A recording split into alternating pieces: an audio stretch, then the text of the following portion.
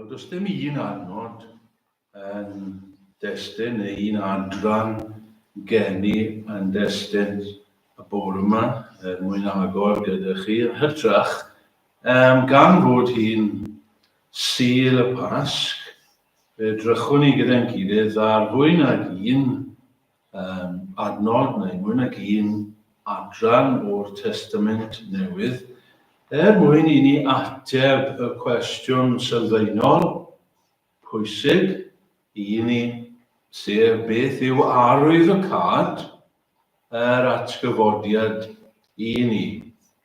Mae'n Sul y Pasg, dydd cyntaf yr wythnos. Dyma'r dydd, fel ni wedi canu, cododd yr arglwydd Iesu Grist, fe ddaeth e'n byw. Wel, beth yw pwysigrwydd hynny i ni fel Cristnogion? Beth yw arwyddocad y ffaith yna i ni? Sut mae o fydd i ni? Beth ydw lenwi ein meddyliau ni wrth i ni feddwl am hynny? Nawr, wrth gwrs, bydde llawer o bobl y bore yma yn gwadu fod yr arglwydd Iesu Grist wedi cyfodi oddi wrth y meirw.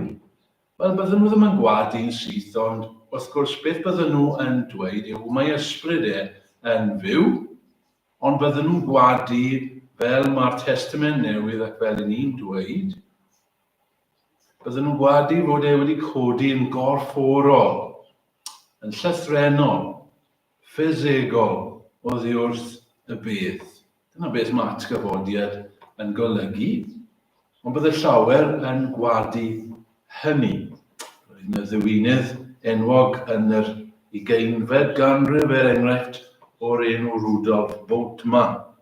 A dyma dyfyniad ganddo fe, a historical fact which involves a resurrection from the dead is utterly inconceivable. Diwynydd oedd e, rhywun yn ysgrifennu am Gristnogaeth. Oedd e'n dweud, na, utterly inconceivable. Chi ddim yn gallu derbyn hynny. A bydde llawer o weinidogion yn ein tir ni. Falle dim cymaint y dyddiau yma, ond does dim cymaint o weinidogion y dyddiau yma. Ond pan oedd Mam Gi yn ifancach, enghraifft, bydde llawer o weinidogion wedi cytuno gyda'r diwynydd yna. Ac mae yna'r bobl o hyd sydd yn gwadu hynny. Ond dyw ddim yn beth newydd. Mae pobl erioed wedi gwadu yr atgyfodiad. Chi'n cofio'r Sadwceaid yn amser Iesu Grist. Dyna un o'r pethau roedden nhw'n credu. Does dim atgyfodiad oddi wrth y meirw. Pan ath Paul i Athen i bregethu. Roedd y pobl yn gwawdio Paul achos bod e'n pregethu bod rhywun yn gallu atgyfodi. Nonsens, medda'r Atheniaid. Roedd yna rai yn Corinth. Yr eglwys yn Corinth. Cristnogion yn Corinth oedd yn dechrau amau. Dechrau dweud. Dyna pam ysgrifennodd Paul y llythyr. Rai fyna'n dechrau dweud. Does dim siwr beth a atgyfodiad oddi wrth y meirw. Ac wrth gwrs yn enwog iawn. Roedd un o ddisgyblion yr arglwydd am ychydig o leia Thomas. Na. Dyw ddim yn bosib. Nawr gallwn ni ddechrau trwy nodi'r tystiolaeth. Bydde hynny'n dda, ond dwi ddim mynd i wneud hynny gyda chi, os ys diddordeb i chi, mae'n ddigon o lyfrau da wedi ysgrifennu ar hynny. Ac os mae'n poeni chi, darllenwch y llyfrau hynny. Mae'n ddigon o dystiolaeth i y ffaith fod Iesu wedi atgyfodi yn llythrenol gorfforol. Ond dyw ddim moyn aros gyda hynny y bore yma. Gwyd goffwch chi bod y 4 efengylydd, Mathew, Marc, Luc a Ioan, i gyd yn pwysleisio bod e wedi marw. Ac maen nhw gyd yn pwysleisio bod e wedi i roi mewn bedd. Bod pobl wedi gweld e, wedi cael ei roi mewn bedd. Bod y bedd yna wedi cael ei selio. Ond erbyn y trydydd dydd, roedd y bedd yn wag, ac roedd nifer o dystion.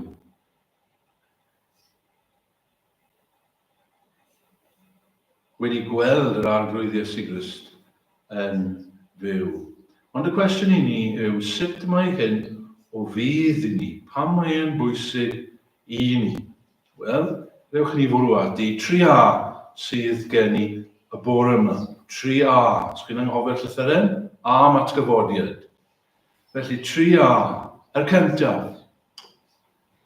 Mae'n bwysig i ni yr atgyfodiad oherwydd awdurdod. Awdurdod. Gallwn ni ddweud gair arall yn dechrau gyda A. Arglwyddiaeth. Authority. Gai fynd chi nôl at Ioan 2 i ddechrau. A dyma oedd dechrau'r arglwydd Iesu Grist, dechrau i weinidogaeth cyhoeddus. Yn cofio bod e'n mynd lawr i Jerusalem ac mae'n ymweld â'r deml. Fe aeth i'r deml mwy nag un waith yn ystod i weinidogaeth. Ond y tro cyntaf mae e'n mynd i'r deml ac mae'n cael ei gyffroi gan y ffaith fod bobl yna yn gwerthu ac yn cyfnewid arian. Chi'n cofio mae e'n taflu nhw mas o'r deml, bwrw'r byrddau a taflu'r arian. Ac y mae'r Iddewon yn gofyn iddo fe trwy ba awdurdod wyt ti'n gwneud hyn. A mwy nag unwaith maen nhw'n gofyn y cwestiwn yna i'r arglwydd. Pa awdurdod sydd gyda ti i wneud a dweud y pethau rwyt ti'n gwneud? Pa arwydd wyt ti'n mynd i roi i ni? Pam ddylen ni wrando arna ti? Dyna'r cwestiwn. Pam ddylen ni wrando arna ti? Adnod 19. Dyma'i ateb e. Gwrandewch o beth mae hyn dweud. Yr Iesu atebodd ac y ddywedodd wrthynt, dynistriwch y deml hon ac mewn trydiau y cyfodaf hi. Rydych chi mynd i dynistrio y deml hon. Nawr, roedden nhw'n cam ddeall. Roedden nhw'n meddwl oedd Iesu Grist yn siarad am y deml. Ond mae Ioan yn dweud oedd ddim yn siarad am ei deml. Mae'n siarad am ei gorff i hi. Rydych chi mynd i dynistrio fy nghorff i. Sylwch, roedd Iesu Grist yn gwybod ar ddechrau weinidogaeth beth oedd yn mynd i ddigwydd iddo fe. Roedd e'n gwybod roedd e'n mynd i farw. Roedd e'n gwybod roedd yr Iddewon yn mynd i ddynistrio fe. Roedd e'n gwybod bod nhw'n mynd i roi e ar groes. Dynistriwch y deml hon ac mewn trydiau. Roedd e'n gwybod hynny. Mewn 3 diwrnod fe fydda un ei chyfodi hi.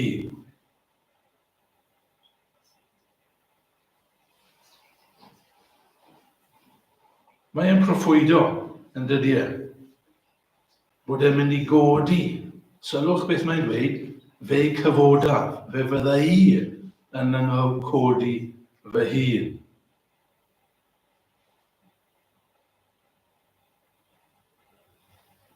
Beth yw'r prawf fod Iesu Grist yr hyn yw e? Sut allwn ni wybod fod awdurdod gan Iesu Grist? Mae Duw yw e. Sut dyn ni'n gwybod hynny? Yr atgyfodiad. Dyna beth mae'n dweud. Byddwch chi'n gwybod oherwydd fyddai'n codi fy hun. Wel, wrth gwrs, pa brawf mwy allai fod awdurdod gan rhywun os maen nhw'n codi hun o y meirw. Mae Paul yn dweud yr un peth yn ysgrifennu at yr Rufeiniaid. Romans 1:4. Ac eglurwyd Iesu Grist ac eglurwyd yn fab Duw mewn gallu yn ôl ysbryd sancteiddiad trwy'r atgyfodiad oddi wrth y meirw. Dyma sut ni'n gwybod. Mae mab Duw yw e, mae wedi amlygu trwy yr atgyfodiad. Ioan, ôl at Ioan am funud. Ioan 10 ac 18. Mae Iesu Grist wedi gwneud fwy clir yn y geiriau hyn. Nid oes neb yn ei dwyn o ddiarnaf, sef I fywyd, ond mae fi sydd yn ei dodi hi lawr ohono fy hun. Y mae gennyf feddiant yw dod i hi law, ac y mae gennyf feddiant yw chymryd i drachefn. Mae Iesu Grist yn dweud, rydw i'n mynd i roi fy mywyd i lawr, mae gen i hawl i roi fy mywyd i lawr, a mae gen i hawl i gymryd yn ôl. Mae'n rhaid yn eiriau rhyfedd. Dim ond Duw sydd yn gallu dweud y geiriau hynny. Does dim hawl gyda fi na chi ar eich bywyd. Yn sicr, does dim hawl gyda chi i roi e lawr ac i gymryd e yn ôl. Ond mae Iesu Grist yn dweud bod yr hawl gyda chi. Ac mae'n profi hynny trwy godi ei hun ar y trydydd ddydd. Pam mae'r atgyfodiad yn bwysig i ni ffrindiau? Oherwydd mae'n profi bod Iesu Grist yr hyn dwedodd ei fod e'n Dduw. Dyma'i brawf e. Ydy yn iawn i ni addoli Iesu Grist. Chi gweld ni'n neud rhywbeth rhyfedd ydyn ni y bore yma. I ni'n addoli dyn. Ond dyn ni'n dweud mae'n Dduw. Pa hawl sydd gyda ni'n neud? Mae wedi atgyfodi. Mae hyn yn dystiolaeth i ni, mae'n sel i ni, i fod yn Dduw. Ydyn ni'n iawn i'n seilio'n bywyd ni arno fe? Chi'n bod nid peth bach i roi eich bywyd i'r arglwydd Iesu Grist. Nid peth bach i'w dweud fe yw arglwydd, mae'n mynd i rhan arno fe. Mae cymaint o leisiau yn y byd, mae cymaint o wahanol gryfyddau a throniaeth arall yn y byd. A maen nhw gyd dweud bod nhw'n iawn. Ac i ni'n dweud, na, Cristnogaeth sydd yn iawn. Pa hawl sydd gyda ni ddweud yna? Bobl yn dweud, pa hawl sydd ydych chi? I ddweud, dyma'r awdurdod. Mae Iesu Grist wedi atgyfodi oddi wrth yma, does neb arall wedi. Felly mae'n cadarnhau ni, yn profi ni, bod yn ffydd ni yn iawn. Mae'r awdurdod ganddo fe. Yn ail, pam mae'r atgyfodiad yn bwysig, a chybiaeth. Awdurdod a chybiaeth. Sut mae'r atgyfodiad o fydd i chi y bore yma? Os ych chi'n Gristion y bore yma, sut mae o fydd i chi? Oherwydd yr helynt, neu'r helbyl i ni ynddo fe, oherwydd y trwbl i ni ynddo fe, oherwydd y cyflwr rydyn ni ynddo fe, peryg, predicament, plight that we're in.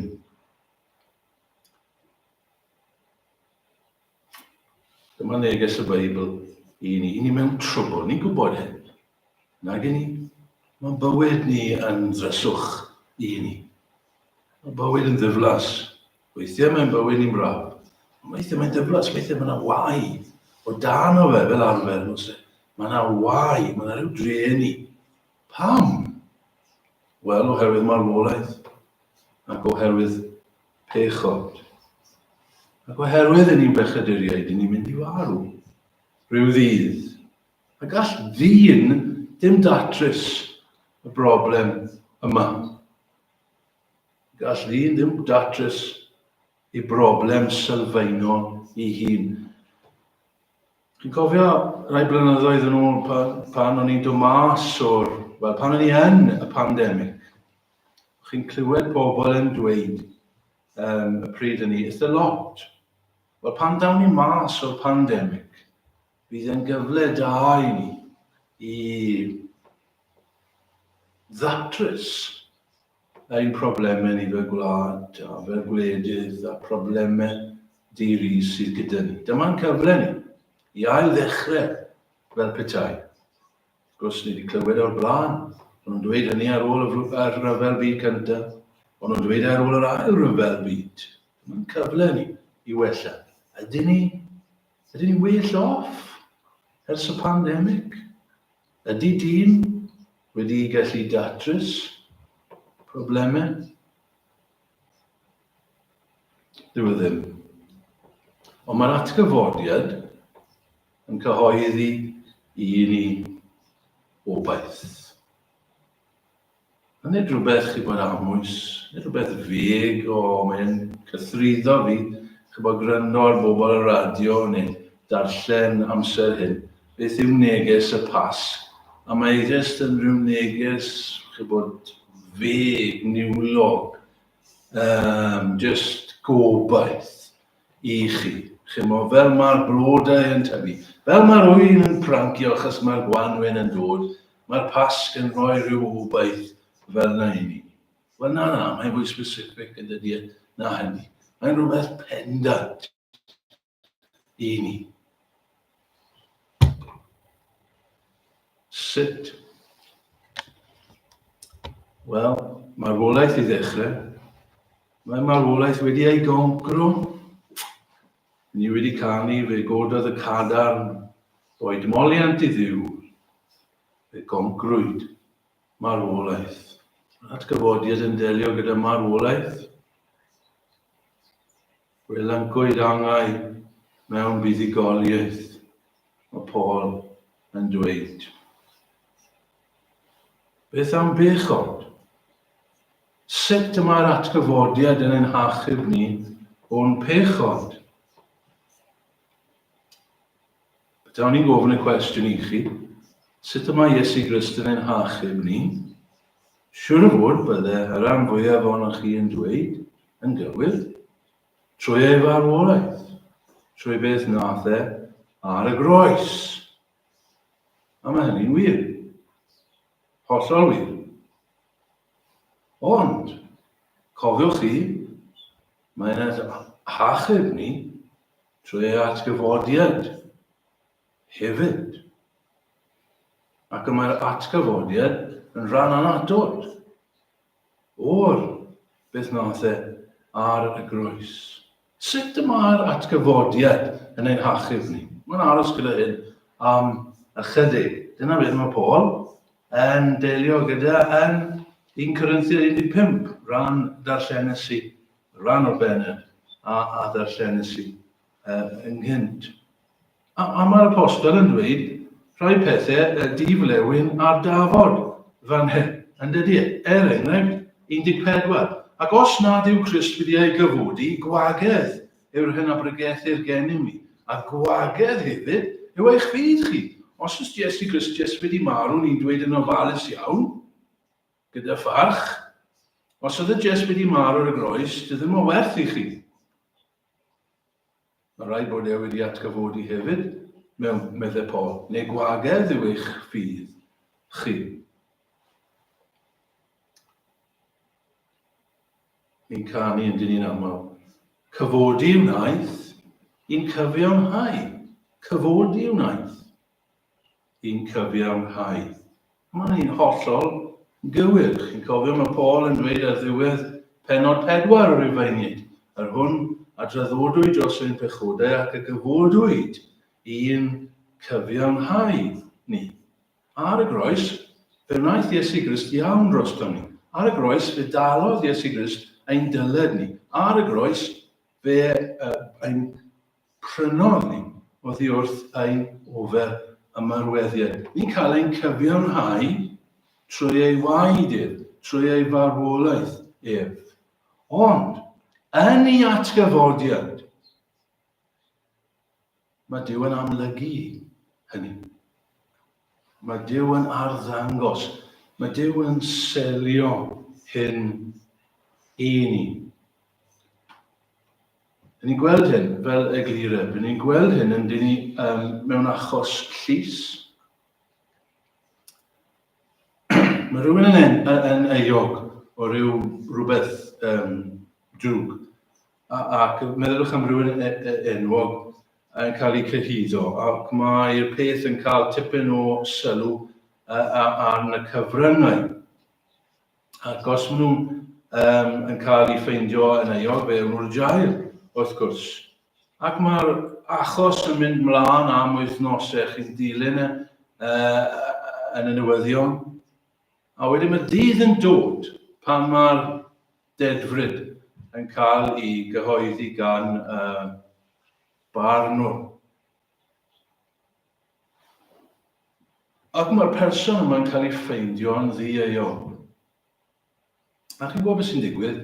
Mae'r camerâu tu fas yn aros i'r person i ddod allan trwy'r drysau ar ben y grisiau gyda'i deulu. Mae e fyna, ac mae pawb yn gwenu, ac falle bod breichiau yn yr awyr.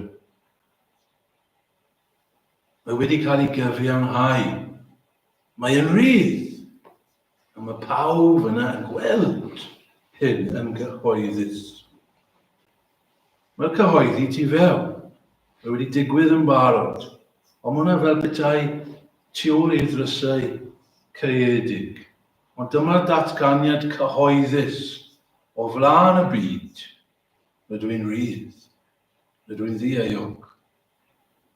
Yn gallu mynd yn nawr. A felly, yr arwydd Iesu Grist yn ei atgyfodiad. Mae'r ffaith iddo fe godi yn sêl, yn amlygiad cyhoeddus i ni. Mae Duw wedi derbyn yr aberth i fod yn ddi-euog. Mae wedi cael ei gyfiawnhau. Ac felly ni hefyd, i ni fel petai ar ben y grisiau, gydag e yn hapus bod e wedi dod yn rydd.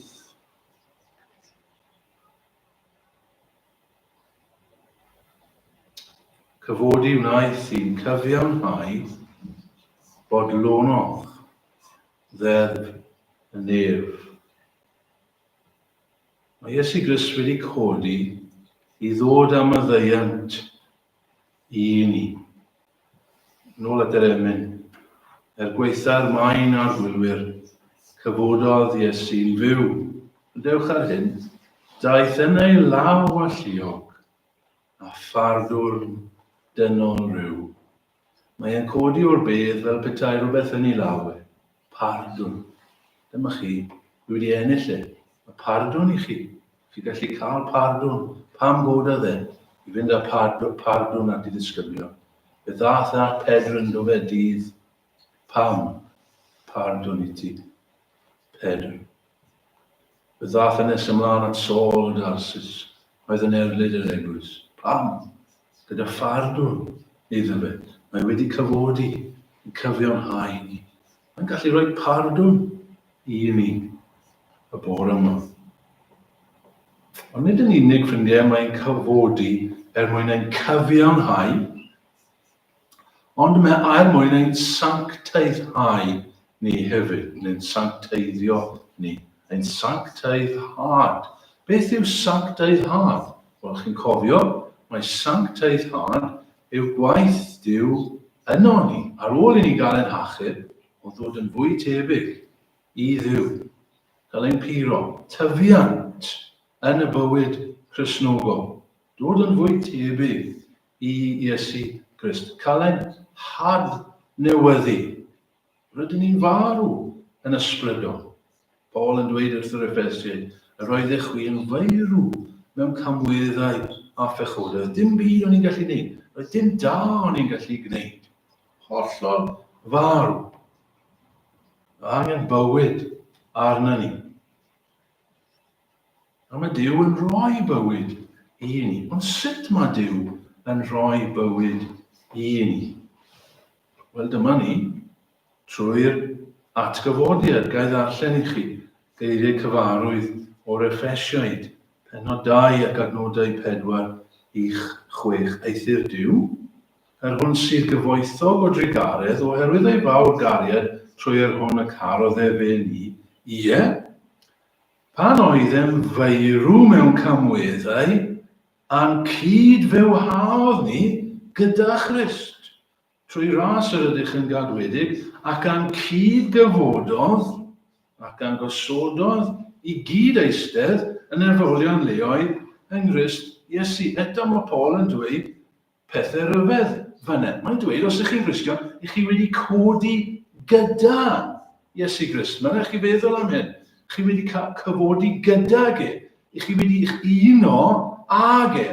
A mae e wedi codi i fywyd newydd. Mae e wedi codi gan adael y byd yma a'i bechod am arwolaeth. Dwi byth mynd i ddod ar draws y bethau yna. Eto, ac os ych chi'n Gristion, ych chi ynddo fe. Mae hyn wedi digwydd i chi felly. Nawr, yn y byd yma. Ni wedi yn cysylltu â Iesu Grist. Ac felly gan fod bywyd yno fe bydd bywyd yno ni hefyd. Ni wedi ein huno iddo fe. Wedi rhoi'r egluredd hyn o'r blaen i chi. Ymddiriadau i'r plant oherwydd yn gwybod gafi rhai yn gwenu arna. Ni'n mynd i craig y nos yn eitha amal, ac yn craig y nos ych chi gyd yn gwybod bod yna 2 lyn yna, does e? Ac gyfeithon ni un tro, tua'r adeg hyn o'r flwyddyn oedd hi. Ac y llyn cyntaf, chi'n gwybod chi'n mynd lawr o'r maes parcio troi'r chwith, am y llyn fan yn sydd, yn dydi. A oedd e'n llawn brogawd. Oedd y brogawd yn bobman. Chywod, mae brogawd yn dringo dros ei gilydd ac yn y blaen. Llyn oedd yn iach, yn amlwg llawn bywyd gyda'r brogawd hyn. A wedyn cerdded draw i'r llyn sydd yn bellach i ffwrdd. A mynd i'r llyn na, ond oedd yna brogawd yna hefyd. Ond roedd yn wyn. Roedden nhw wedi marw i gyd. Yn edrych fel ysbrydion gwyn yn y dŵr. Dyn gwybod pam, ond nhw gyd wedi marw, ond dyna'r gwir, oedd wedi marw. A dyma'r egluredd ych chi'n gweld, o beth mae Paul yn dysgu i ni. Mae'n dweud i ni naill ai yn Iesu Grist, neu i ni yn adda. A chi'n cofio geiriau enwog. Megis yn adda y bydd pawb yn farw. I ni cael ein geni yn adda. I ni yn yr ail un wrth naturiaeth. Os ni heb gredu yn Iesu Grist, i ni yn y llyn yna, i ni'n farw. Ni ddim yn gallu gwneud unrhyw dda. Pam bydd ni ddim moyn gweddio? Does dim bywyd yno ni. I ni yn y llyn yma. Ni fel y brogawd drian yna, oedd yn mynd i farw, a dyna beth ddigwyddodd iddyn nhw. Ond mae yna rai pobl sydd yn Grist, maen nhw wedi uno ag ac achos bod bywyd yno fe, mae bywyd yn nhw, mae brogawd hyn yn iach ac yn fyw.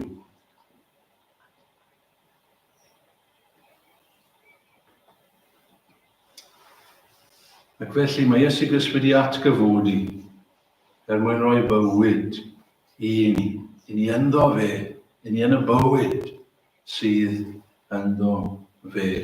Llai gwpla'r pennill a ddechreuais i ddyfynu. Gyfodi wnaeth i'n cyfiawnhau bod lonodd ddeddf fy nef, maint ein pla, cawn lawenhau. Beth sydd o'n nesaf? Mae'n bywyd ynddo fe. Ni yn yr arglwydd Iesu Grist. Trydydd ac yr ola i orffen awdurdod a chyddiaeth. Addewid. Pam y mae yr atgyfodiad yn bwysig i ni? Oherwydd mae'n addewid i ni. Yn y peth. Mae yna batrwm bydd rhaid dilyn. Bydd yn sicr o ddilyn os y'n ni'n Gristnogion. Nôl at 1 Corinthiaid 15.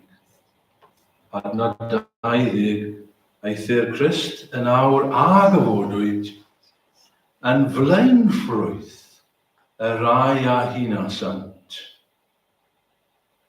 Mae Gristnogion yn marw mas hefyd newydd.